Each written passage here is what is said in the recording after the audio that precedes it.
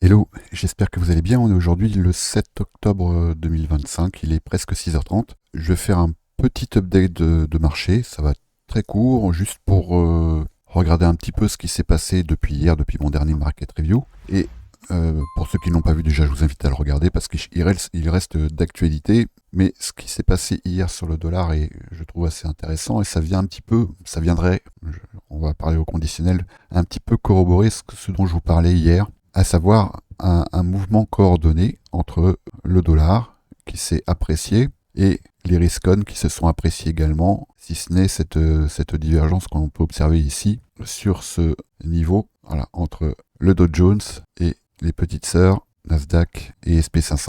Alors c'est intéressant à plein niveau. Déjà, ici, cette appréciation du dollar laisse derrière elle un gap d'ouverture ici, qu'on voit bien. Il est la résultante ici précisément d'un gros coup de stress sur l'euro-dollar qui est probablement lié aux annonces du gouvernement, de la démission du gouvernement français. Je dis probablement parce qu'en fait on n'en sait rien du tout. C'est possible. Mais en tout cas, pour moi, ici, ce mouvement du dollar est sans tomber dans le conspirationnisme, est pour moi un coup de bluff. Et si on fait appel à la big picture, c'est-à-dire en daily, là on n'est pas pour l'instant en tout cas sur quelque chose qui vient invalider cette tendance baissière de fond qu'on a ici en daily. On voit ici que le dollar est venu notamment retravailler cette zone, donc se faire value gap, et qu'on est ici en 4 heures sur la formation d'un high resistance liquidity run. On voit ici ce mouvement se termine par une bougie baissière. C'est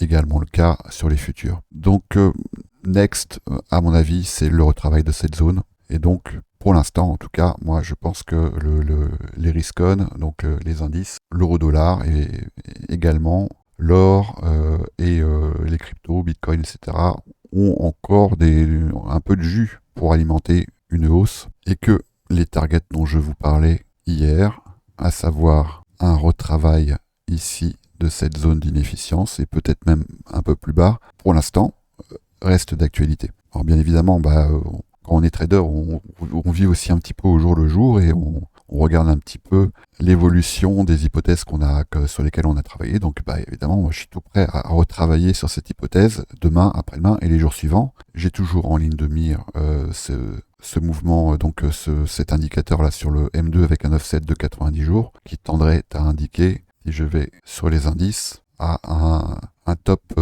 temporaire, on va dire, autour de début novembre. Alors ça peut être un petit peu avant, ça peut être un petit peu après, et ça se trouve, cet indicateur, cette fois-ci, fera complètement mentir les statistiques. Mais pour l'instant, on voit bien que ça s'est plutôt avéré judicieux. Hein. Voilà où on en est. Donc, pour l'instant, moi, je suis un peu dans cette attente-là. Je me fais pas trop avoir par ce mouvement du dollar ici, de ces derniers jours. Et j'ai toujours, en ce qui concerne l'euro-dollar, une cible, une zone cible qui est la zone autour des 1,19. Voilà, peut-être un peu plus. Moi, j'avais identifié cette zone aussi ici qui doit commencer sur les 1,19 750, je crois. Voilà, autour de cette zone-là. Donc là, évidemment, avec ce qui s'est passé sur le Bitcoin, sur certains alts, sur les indices, on est là rentré dans une période de surchauffe, mais cette période de surchauffe, elle peut durer un certain temps en fait. Hein. Faut pas lutter.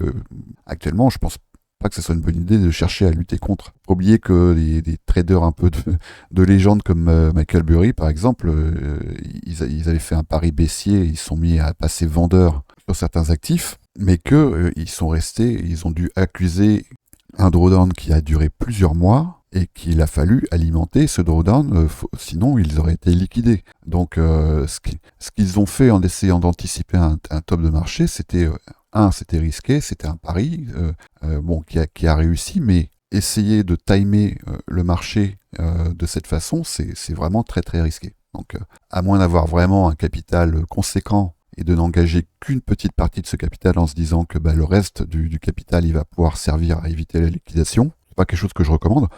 Pour l'instant, comme on dit, hein, trend is your friend, la tendance est ton ami jusqu'à ce qu'elle ne le soit plus. Et là, pour l'instant, on voit bien que la tendance, elle est notre amie. Donc ça ne me paraît pas prudent pour l'instant d'essayer de lutter contre, mais de se tenir en alerte et d'essayer comme ça de regarder certains signaux faibles.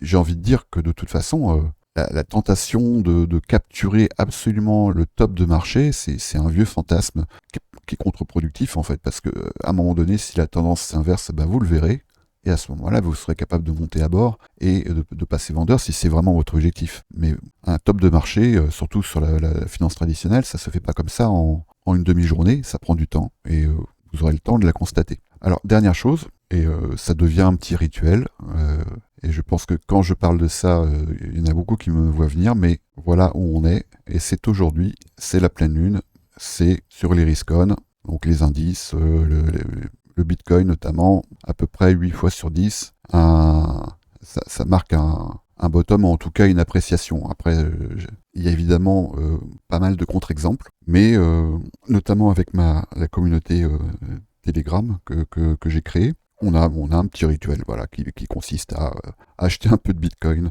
les jours de pleine lune et à les revendre les jours de nouvelle lune. Et d'ailleurs, si vous savez pas comment vous y prendre, ou si vous avez peur d'oublier, ou voilà, si vous voulez que ça se fasse automatiquement, ben, j'ai mis en ligne un bot qui le fait pour vous. Vous le trouverez sur TradersU, à la section CopyBot, et vous voyez ici, il s'appelle Moon, tout simplement. Alors c'est basique, hein, c'est un bot, il n'y a pas de stop loss, donc le capital engagé, c'est votre risque. Bon, après c'est sur Bitcoin contre USDC, et le principe de ce bot, c'est qu'il va acheter ce que vous lui avez dit d'acheter. Donc si vous avez mis le capital minimal, c'est 200 $. Si vous avez mis 200 $, ben, il va acheter 200 $ de Bitcoin. Et au moment de la nouvelle lune, il va revendre. Il va revendre qu'il soit en gain ou en perte. La plupart du temps, c'est en gain. Il peut arriver qu'il y ait des pertes. Mais en tout cas, voilà ce qu'il fait. C'est basique. Vous mettez, ce que vous voulez dessus. Puis après, vous vous en occupez pas. Et puis vous verrez que progressivement, au fil des semaines, des mois, bah, vous aurez un petit capital qui va s'apprécier. Bon, voilà. Donc si jamais vous n'avez pas envie de vous en occuper,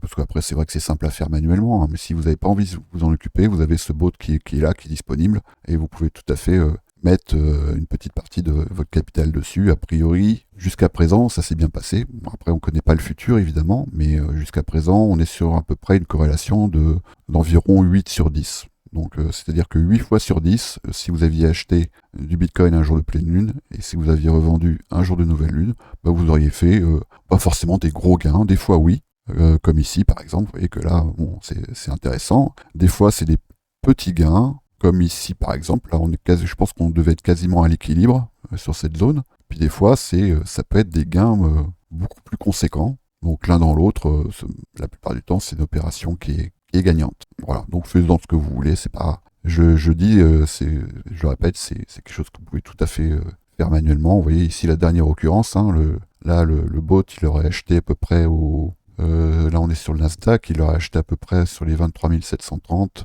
et il aurait revendu autour des 25 000, autour des 24 800. Bon, voilà, toujours bon à prendre. Faites attention à vous. Et on se retrouve plus tard, on verra. Si jamais il y a des informations intéressantes à vous donner, je vous les donnerai. Sinon, on se retrouve a priori, je pense, la semaine prochaine. Bonne fin de semaine.